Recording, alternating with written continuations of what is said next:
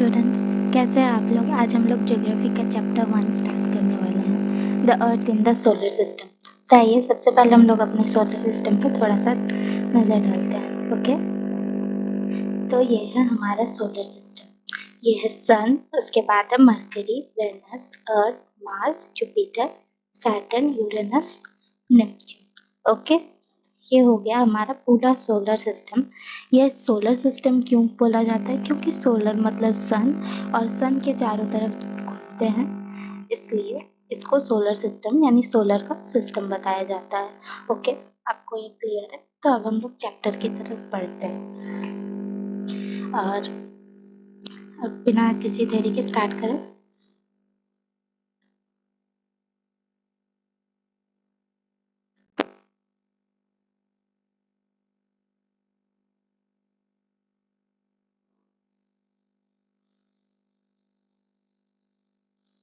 तो यहाँ लिखा हुआ है, तो हम लोग एनसीईआरटी रीडिंग स्टार्ट करते हैं। Okay, how wonderful is it to watch the sky after sunset. One would first notice one or two bright dots shining in the sky. Soon you would see the number increasing.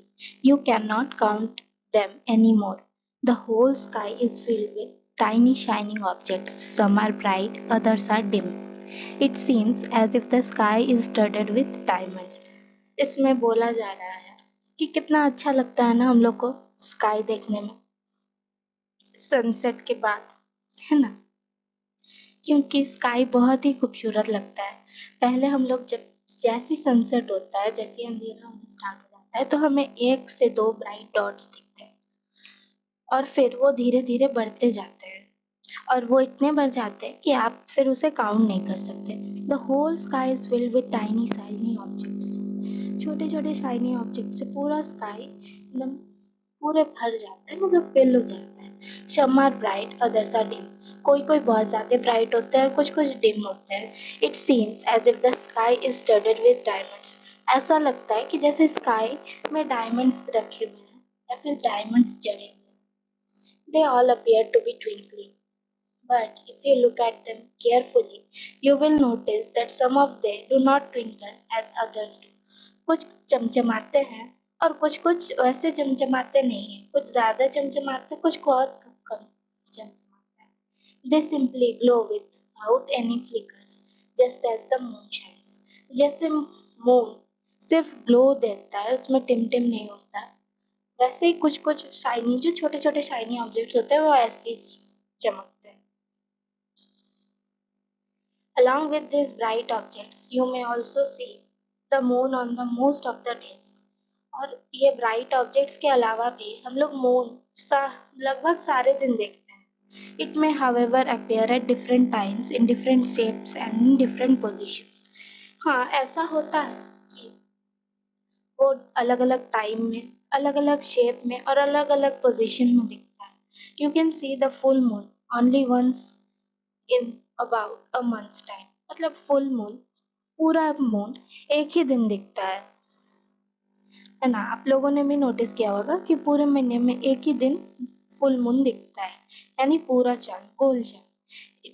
Is full moon night और पूर्णिमा, इसको क्या बोला जाता है? इसको full moon night बोला जाता है या पूर्णिमा बोला जाता है।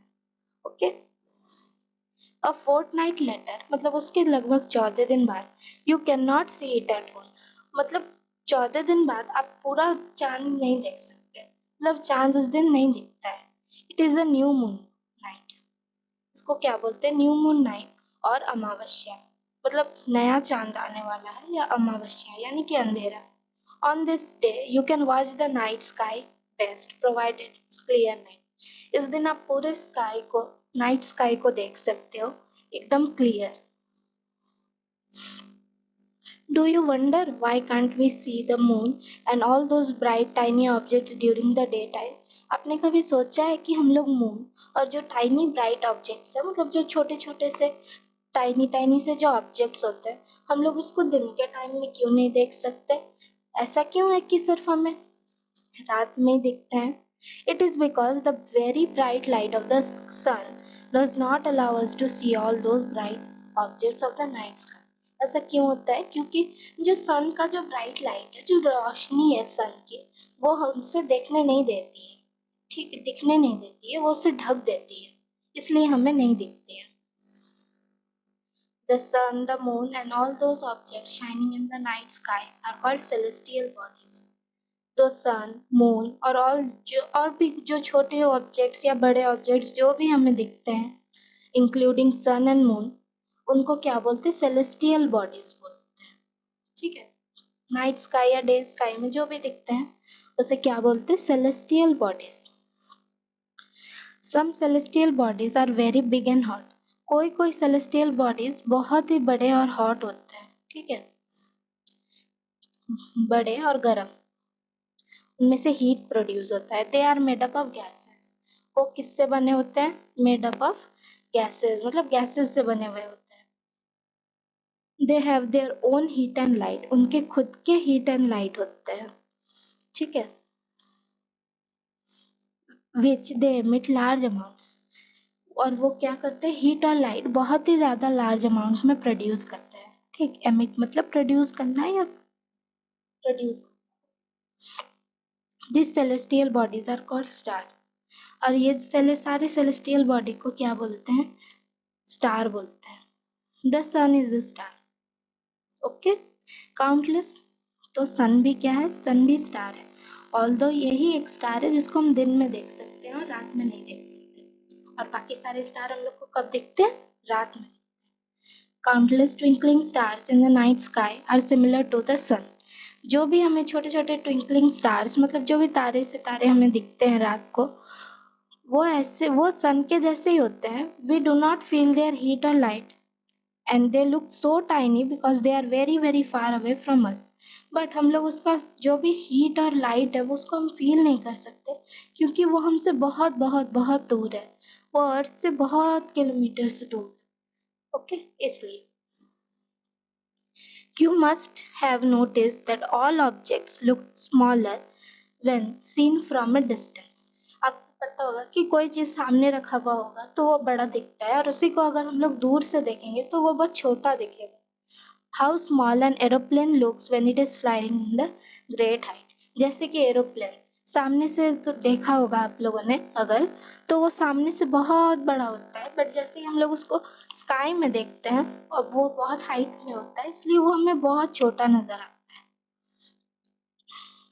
While watching the night sky, you may notice various patterns formed by different groups of stars. आपने देखा होगा नाइट स्काई को कि बहुत सारे स्टार्स एक ग्रुप में रहते हैं और वो डिफरेंट डिफरेंट पैटर्न्स बनाते हैं। पैटर्न्स यानी कि कोई भी पैटर्न हो, फॉर्म बनाते हैं या फिर डिज़ाइन बोल सकते हो। They are called constellations. और वो डिज़ाइन को, मतलब वो ग्रुप ऑफ स्टार्स जो एक पैटर्न फॉर्म करते हैं, उसको क्या बोलते हैं? कॉन्स्टिलेशन बोलते हैं। उर्सा मेजर और big bear is one such constellation.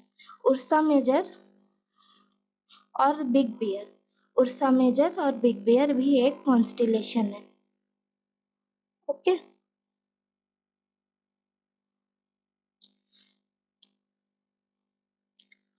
one of the most easily recognizable constellation is Saptarishi. सप्ता मतलब सेवन और ऋषि मतलब सेज। तो एक बहुत ही इजीली देखे जाने वाला एक कॉन्स्टिलेशन है सप्तऋषि। ओके, इसको देखो, ये जो है ना, ये है सप्तऋषि मंडल। ओके, ये वाला, ये जो कॉन्स्टिलेशन फॉर्म हो रहा है ना, ये है सप्तऋषि मंडल और ये है नॉर्थ स्टार। नॉर्थ स्टार इसको क्यों बोला जाता है? क्योंकि ये नॉर्थ डायरेक्शन को शो करता है। ये इसके बारे में हम लोग आगे और भी पढ़ेंगे। तो पहले हम लोग सप्तऋषि मंडल के बारे में देख लेते हैं। सप्तऋषि, it is a group of 7 stars that forms a part of the major Ursa constellation। और ये किसका पार्ट होता है?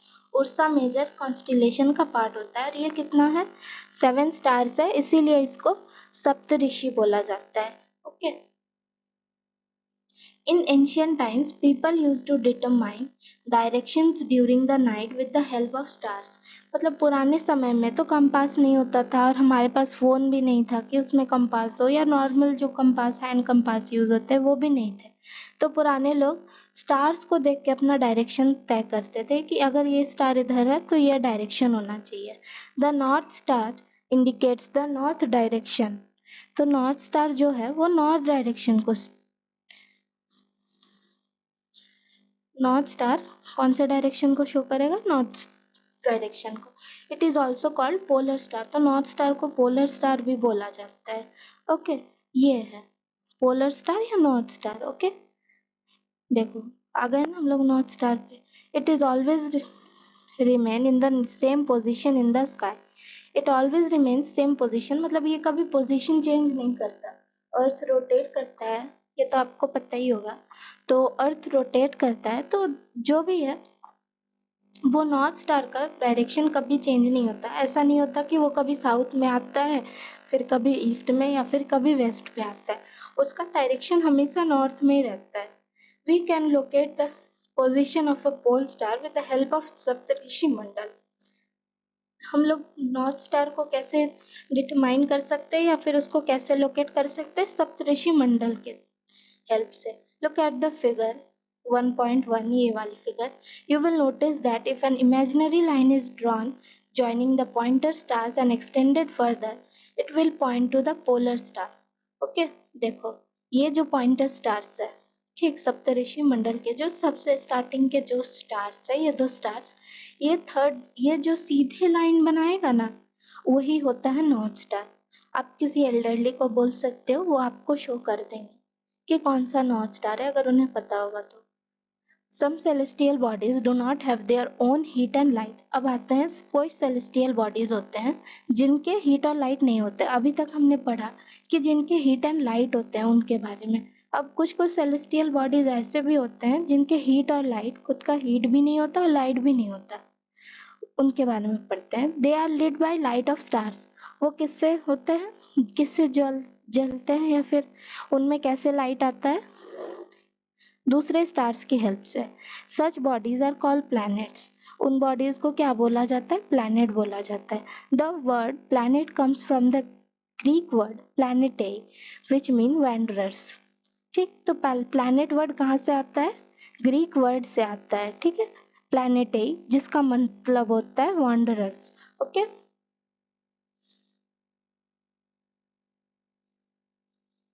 The earth on which we live is a planet. तो हम लोग अर्थ में रहते हैं, और अर्थ भी क्या है? अर्थ भी एक प्लैनेट है। It gets all its heat and light from sun. तो हमें कहाँ से हीट एंड लाइट मिलती है? अर्थ को कहाँ से हीट एंड लाइट मिलती है? सन से, which is our nearest star. ये याद रखना कि अर्थ से सबसे नियरेस्ट स्टार कौन सा है? सन है। If we look at the earth from a great distance, say the moon, it will appear to be shining just as the moon.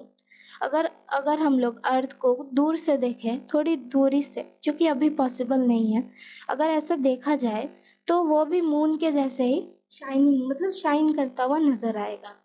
The moon that we see in the sky is a satellite. अब moon क्या है? Moon जो हम लोग देखते हैं उसे satellite बोला जाता है, नेचुरल सैटेलाइट। जैसे कि हम लोग सैटेलाइट लॉन्च करते हैं, हम लोग हमारे अर्थ से, इंडिया से या ऑस्ट्रेलिया से, कोई भी दूसरे देश से सैटेलाइट लॉन्च किया जाता है, तो वो होता है आर्टिफिशियल सैटेलाइट। लेकिन मून जो है वो नेचुरल सैटेलाइट है। It is a companion of earth and moves around it. ठीक, तो ये क्या है? अर्थ का एक कंपेनियन है, मतलब एक साथी आप बोल सकते हैं, और उसके साथ ही मूव करता है उसके around. Like our earth, there are 7 other planets that get heat and light from the sun। तो अर्थ के अलावा और भी 7 प्लैनेट है जो अपना हीट एंड लाइट किससे लेते हैं? सन से लेते हैं। Some of have them have their moons too. और किसी किसी के पास मून भी है। जैसे हमारे अर्थ के पास एक मून है ना, वैसे दूसरे प्लैनेट के पास भी मून है। वो अलग अलग नंबर्स में मून होते हैं। जैसे मार्स के पास 2 मून है और मरकरी के पास एक भी मून नहीं है। तो हम लोग आगे बढ़े। Solar system, the sun, 8 planets, satellite and some other celestial bodies are known as asteroids and meteoroids. अब सोलर सिस्टम में क्या क्या इंक्लूड होता है? सन, पहले तो आएगा सन, ओके, उसके बाद आएगा 8 planets, Mercury, Venus, Earth, Mars, Jupiter, Saturn, Uranus, Neptune, ये 8 प्लैनेट्स, और उसके जो भी सैटेलाइट्स होते हैं प्लैनेट्स के अलग अलग, and some other celestial bodies, और कुछ और भी सेलेस्टियल बॉडीज होते हैं जैसे कि एस्टेरॉइड्स एंड मीटेरॉइड्स। ठीक, इसके बारे में हम लोग आगे पढ़ेंगे। अब हम लोग थोड़ा इस पे नजर डाल लेते हैं कि इसमें क्या लिखा हुआ है।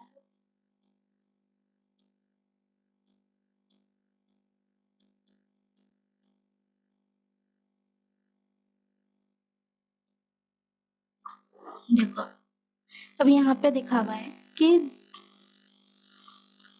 देखो, Mercury one orbit around sun 88 days. Earth, Mercury को सन के अराउंड घूमने में जैसे अर्थ को 365 डेज लगते हैं, ठीक वैसे मरकरी को कितने डेज लगते हैं?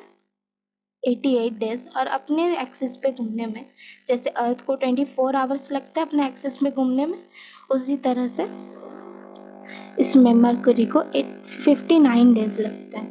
मतलब सोचो ये कितने स्लोली अपने अराउंड में अपने एक्सिस पे कितना स्लो घूमता है। अब देखो वेनस के बारे में दिया हुआ है, one orbit around the earth 255 days. और इसके वेनस को सन के अराउंड घूमने में कितना टाइम लगता है? 255 डेज। और अपने एक्सिस में घूमने में कितना टाइम लगता है? 243 डेज। मतलब खुद में एक चक्कर लगाने में उसको 243 डेज लग जाते हैं अपने एक्सिस पे चक्कर लगाने में। अब आती है अर्थ की बारी जहाँ हम लोग रहते हैं। One orbit around the sun 365 days. तो अर्थ का एक चक्कर, इस तरह से एक चक्कर लगाने में अर्थ को लगते हैं 365 डेज। और अपने एक्सिस पे वो इतना स्पीड घूमता है कि उसको एक ही डेज लगते हैं, एक ही डे लगता है, ओके। और इसके पास कितने मून है? 1 मून। तो देखा आपने यहाँ पे मरकरी और वेनस के पास अपना एक भी मून नहीं है, इसीलिए यहाँ पे नंबर ऑफ मून मेंशन किया हुआ नहीं है। अब हम लोग मार्स पे आ जाते हैं। मार्स पे कितने टाइम लगता है घूमने में? सन के अराउंड 687 डेज। जैसे ही हम लोग डिस्टेंस आगे बढ़ते जाएंगे, ये जो सन के अराउंड घूमने के डेज है ना, ये बढ़ते जाएंगे क्योंकि ये दूर होते जा रहा है, आप देख सकते हो। तो एक चक्कर, जैसे सर्कल का एक चक्कर है, तो उसको लगाने में भी टाइम लगता है। देखो अब जैसे मार्स को लगता है 687 डेज, और अपने एक्सिस पे घूमने में इसको भी 1 डे लगता है। और इसके पास कितने मून है? 2 मून है, फोपोस और डिमोस। ठीक, तो मार्स के मून के नाम क्या है? फोपोस एंड डिमोस। ये आपको नोट्स पे मिल जाएगा, ओके। अब उसके बाद आता है जुपिटर। तो अब हम लोग देखते हैं कि जुपिटर को एक दिन सन के अराउंड घूमने में कितना टाइम लगता है। 11 ईयर्स लगते हैं एंड 11 मंथ्स। मतलब ऑलमोस्ट अबाउट 12 ईयर्स लगते हैं उसको सन के चक्कर लगाने में। वन स्पिन ऑन एक्सिस, मतलब उसको अपने एक्सिस पे घूमने में बहुत कम टाइम लगता है, 9 आवर्स 56 मिनट। ये भी बहुत स्पीड से घूमता है। Number of moons about 53। तो देखो जैसे अर्थ के पास एक मून, मार्स के पास 2, जुपिटर के पास 53 मून्स है। Saturn orbit around sun 29 years 5 months, मतलब ऑलमोस्ट 29.5 ईयर्स। सोच कितना टाइम लगता होगा। One spin on axis 10 hours 40 minutes. तो इसको अपने एक्सिस पे घूमने में कितना टाइम लगता है? 10 hour 40 minutes. Number of moons about 53। तो इसके पास जुपिटर और सैटर्न के पास भी अबाउट 53 मून्स है, दोनों के पास 53 मून्स है। अब देखते हैं Uranus. One orbit around sun 84 years 84 years पूरे लगते हैं इसको सन के अराउंड चक्कर लगाने में, इसको यूरेनस को, ओके। और उसके बाद one spin around axis 17 hours 14 minutes. मतलब अपने अपने एक्सिस पे घूमने में इसको लगता है 17 आवर 14 मिनट्स। और इसके पास कितने मून है? 27। और अब आता है नेपट्यून, हमारा 8th planet. One orbit around Sun 164 years. One spin on axis 16 hour 7 minutes और नंबर ऑफ मून्स 30। तो इसको सन के अराउंड घूमने में लगता है 164 ईयर्स, अपने एक्सिस पे घूमने में लगता है इसको 16 आवर्स 16 घंटे 7 मिनट, और इसके पास कितने मून है 13। अब देखो, ये जो अर्थ, मर्क्यूरी, वेनस, अर्थ, मार्स है, इसको इनर प्लैनेट्स भी बोला जाता है क्योंकि ये क्लोज है सन के, ठीक है, और they are made up of rocks. और ये सारे क्या चीज से बने होते हैं, रॉक से बने होते हैं। इनका जो बेस है, बेस वो रॉक का है, ओके, इसीलिए इनको इनर प्लैनेट या रॉकी प्लैनेट बोला जाता है। और अब जुपिटर, सैटर्न, यूरेनस और नेपच्यून, इनको आउटर प्लैनेट्स बोला जाता है क्योंकि ये सन से बहुत बहुत दूर है, और ये सारे जो है बहुत ही ह्यूज प्लैनेट्स है, बहुत बड़े बड़े हैं, और ये गैसेस और लिक्विड से बने हुए हैं, इसीलिए इनको गैसियस प्लैनेट या जोवियल प्लैनेट्स भी बोला जाता है। ओके, आपको सारे मैंने जो भी वर्ड्स मेंशन किए हैं सब आपको नोट्स में मिल जाएंगे। तो अब हम लोग आगे बढ़ते हैं,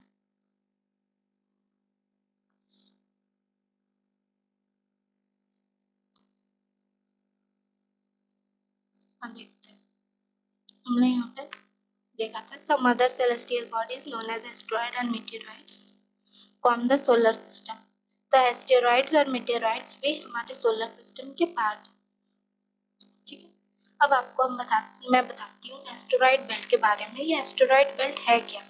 ये एक्चुअली में हो ये एक्चुअली में है मार्स और जुपिटर के बीच। इसमें जो छोटे छोटे से रॉकी प्लैनेट्स हैं, जो छोटे छोटे बहुत मिनी मिनी प्लैनेट्स हैं, वो रहते हैं, और इसमें बड़े बड़े रॉक्स के टुकड़े रहते हैं जो एक लेयर, एक बेल्ट की तरह फॉर्म करते हैं।